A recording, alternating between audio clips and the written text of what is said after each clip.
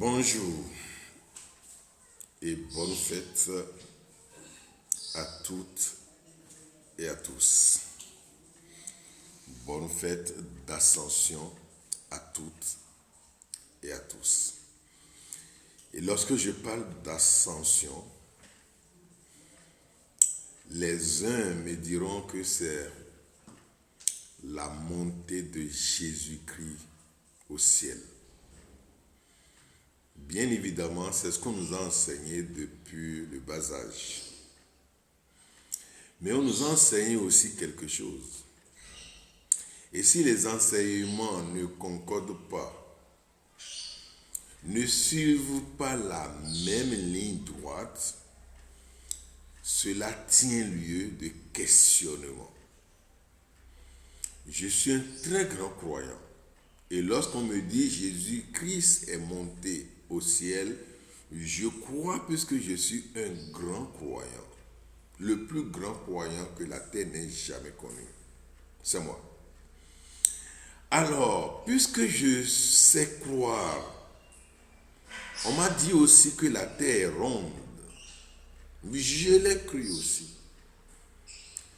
Mais on m'a dit que la terre tourne autour d'elle-même et tourne autour du soleil.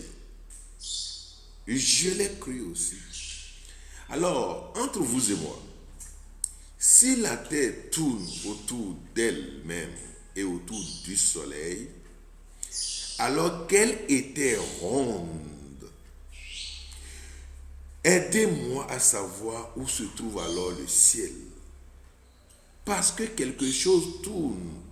Je prends une roue qui est suspendue dans l'espace et qui tourne. Où est-ce que je peux savoir le ciel? Et la terre va se trouver où? C'est une question que je me pose. Loin de moi toute idée d'heurter la sensibilité religieuse d'un frère ou d'une sœur. Comprenez que dans mon cœur, je suis sincère. Je vous ai appelé frère et sœur. Mais en tant que frère à vous, en tant que peut-être père à certains, en tant qu'ami à d'autres, et en tant que d'autres, comme peut-être mes parents, est-ce que se poser cette question est de blasphème ou de la logique ou de bon sens?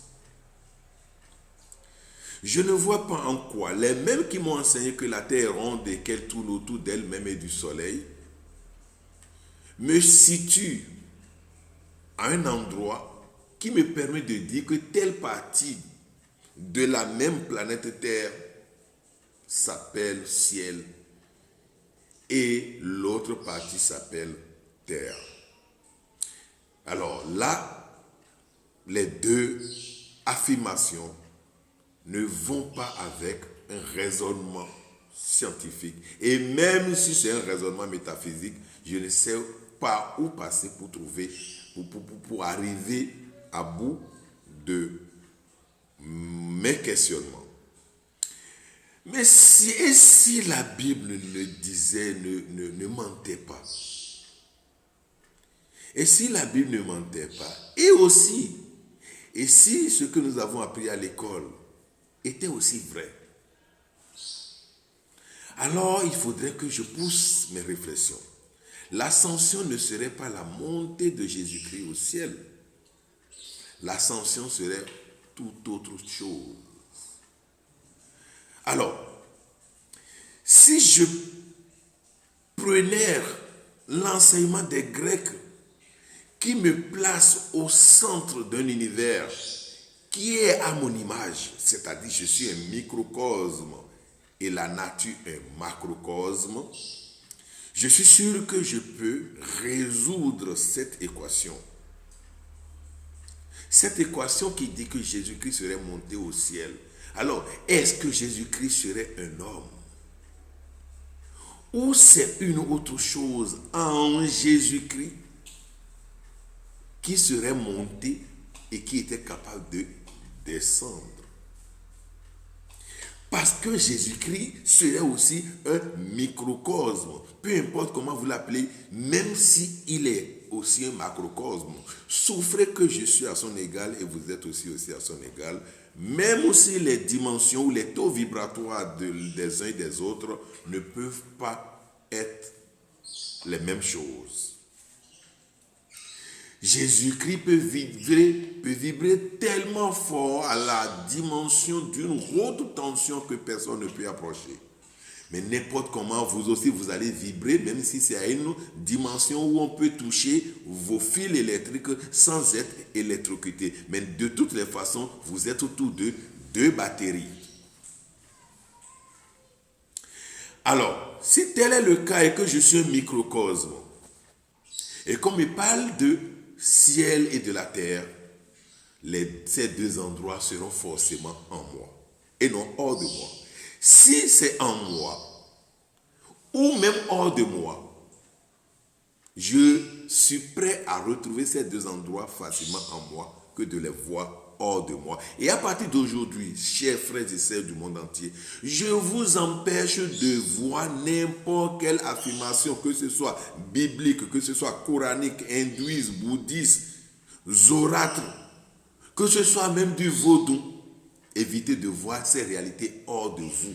Sinon, vous risquez de mettre du temps encore et encore et encore avant d'être. Vous risquez d'avoir seulement, mais vous risquez de ne jamais être. Donc, cessez de voir les choses hors de vous. Alors, parce que je sais, à partir des propriétés, axiomes, définitions, formules, que je dois chercher ce Jésus-Christ en moi et que le ciel est en moi, la terre est en moi. Le ciel ici, c'est ma dimension supérieure au niveau de ma tête et ma terre ici, c'est au niveau de mes orteils, au niveau de ma plante de pied.